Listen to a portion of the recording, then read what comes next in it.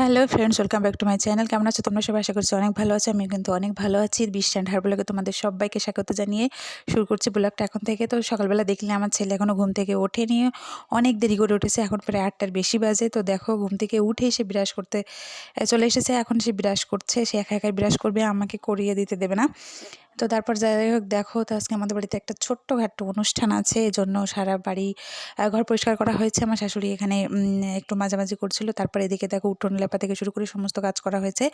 এবং এখানে দেখো, তোমাদের দাদাভাই অফিস যাবে বলে প্রায় বেরিয়ে পড়েছে। তো সকালবেলা রান্না করিনি, কারণ দুপুরবেলা রান্না হবে বলে তোমাদের দাদাভাই চিড়ে কলা এগুলো খেয়েই চলে যাবে। তো তারপরে দেখো, এখানে প্রায় সমস্ত জিনিস বের করে নিয়ে আসা হয়ে গেছে। আমি এবং আমার যা কুটাকাটা শুরু করে দিয়েছি। আর দেখো, এখানে হচ্ছে কি ডাঁটা আছে, ঝাল আলু, কুমড়ো, গুটি সয়াবিন, আরও অনেক কিছুই আছে।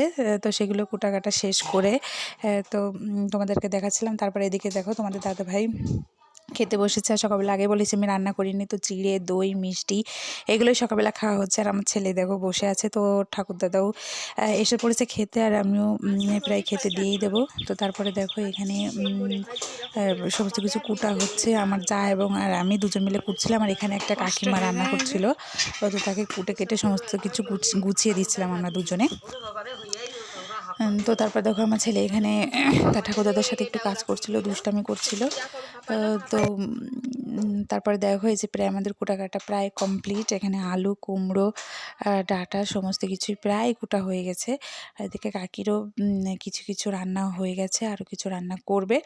তো সেজন্য প্রস্তুতি নিচ্ছিল। আর বাড়িতে এখনও তেমন কেউ আসেনি, প্রায় আসা শুরু করছে। আর এদিকে দেখো, আমার জায়ের মেয়ে এবং আমার ছেলে দুজন মিলে দুষ্টুমি করছিল। তারপরে দেখো, বাড়িতে প্রায় লোক চলে এসেছে। যারা কীর্তন করবে তারাও চলে এসেছে। তো ওইটা আমাদের ঠাকুর ঘর।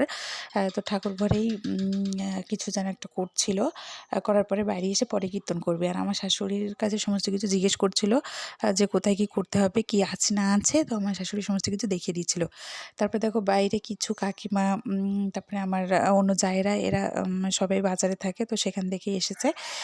তো তাদেরকে নিমন্ত্রণ করা হয়েছে। তো সেই কারণে তারা এসেছে, আরও কয়েকজন আসবে। তো কেবল অনুষ্ঠান শুরু হচ্ছিল, প্রস্তুতি নেওয়া হচ্ছিল, তো এই কারণে। তো দেখো, আমার শাশুড়ি সমস্ত কিছু গুছিয়ে গাছিয়ে দিচ্ছিল, কোথায় কী লাগবে না লাগবে। আর এইদিকে দেখো, আমার ছেলে তো প্রায় ঘুমিয়ে আছে। এখন প্রায় দুপুর 2টো বাজে। তো আমার ছেলে ঘুমিয়েছে, উঠে পড়বে একটুখানি পরেই। তারপরে দেখো, বাইরেও কিছু লোক এসছে, তাদের জন্য চট পেতে দেওয়া হয়েছে, সেখানে বসবে। আর তোমাদেরকে জানিয়ে রাখি যে অনুষ্ঠানটা কিসে সেটা এখনও বললাম না। তো এই অনুষ্ঠানটা হচ্ছে আমার ঠাকুরদাদার শ্বশুরের মৃত্যুবার্ষিকীও বলতে পারো। মানে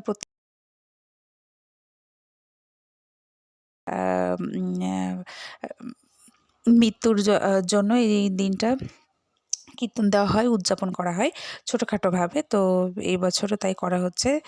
তো অন্যবার রাতের বেলা করা হয়, কিন্তু যেহেতু এখন প্রায় ধান কাটার সময়, তো প্রায় কেউ আসতে চাচ্ছিল না। এই কারণে দিনের বেলায় কয়েকজন লোক ডেকে আর কি কীর্তনটা দেওয়া হচ্ছে। তো দেখো, এখানে প্রায় অনেকেই চলে এসেছে। আমার জায়েরা, কাকিমারা, ননদরা সবাই যে যেখানে ছিল সবাই এসেছে। তো দেখো, কীর্তন করছে।